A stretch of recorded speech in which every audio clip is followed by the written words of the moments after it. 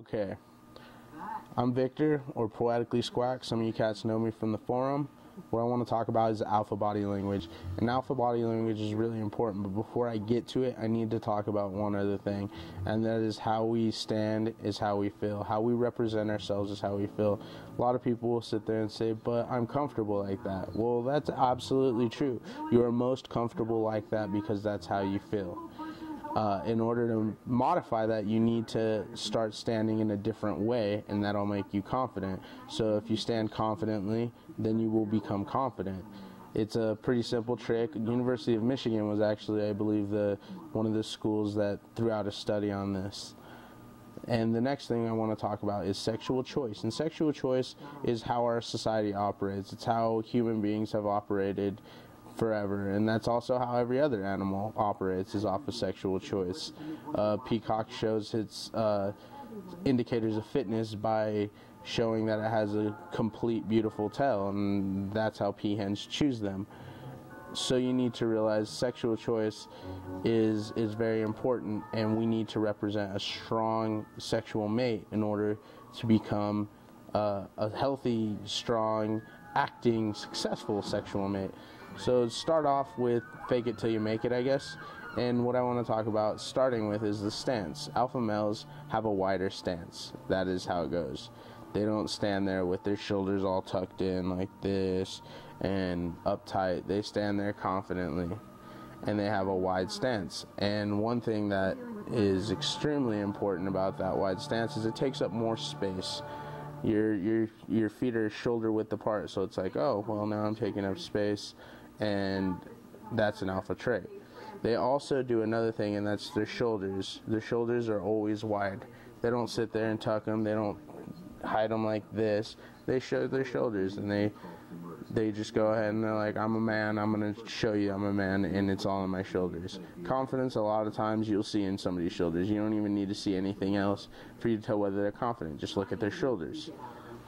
And the next thing I want to talk about is chin. Make sure you realize that men who have a high testosterone level will a lot of times be bald, but they also have a very big jaw.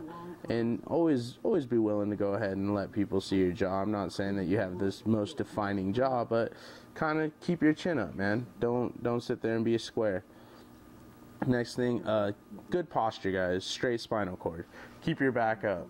Be proud of who you are. Don't sit there and be ashamed of who you are. Once you start doing that, then you look ashamed of who you are. Be proud of who you are. And the next thing I want to talk about is illustrators. Besides taking up more space through shoulders and stance, they tend to hold their hands out a little bit wider, guys. And what I mean by that is they take up more space, but they also illustrate things. When they tell a story, their hands are involved. Dane Cook, usually when he tells a story, he's like, oh yeah, and then this. And so you guys need to show with your hands that you take up more space, and illustrators also show charisma, and that's pretty important for mates.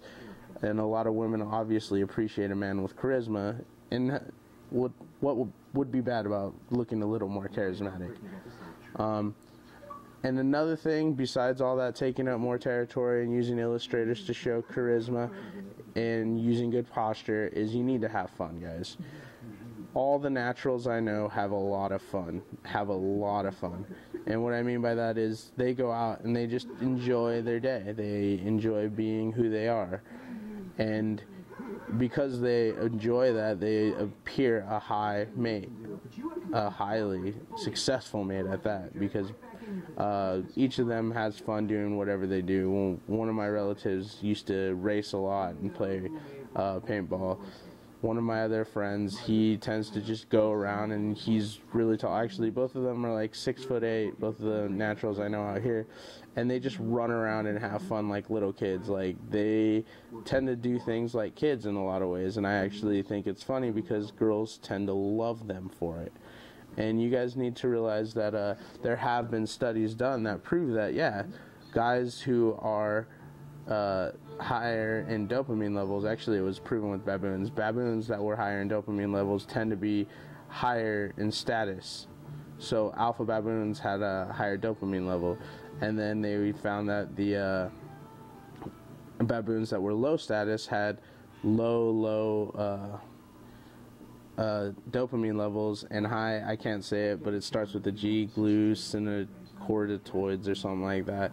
But basically it says that monkeys that have fun were considered alpha. Monkeys that didn't weren't considered alpha. But in society it's the same thing. You got guys that don't worry about things, don't stress much, and have fun, and they appear to be alpha. They represent high status because they're not worried about their status in society. They look like they're comfortable and confident, and that's an attractive feature.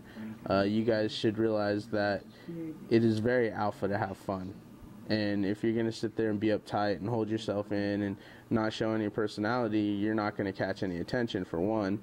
And that's a big ordeal when it comes to courtship in every species, including human species. But it's also a very alpha trait, a very masculine trait to have fun, believe it or not. So enjoy yourselves, guys. Have a good night. And this is Poeticlyskuac signing off. Oh, side note, guys, I'm going to start putting up a video a week starting this week. This will be the first of the series. All right, have a good night. Peace.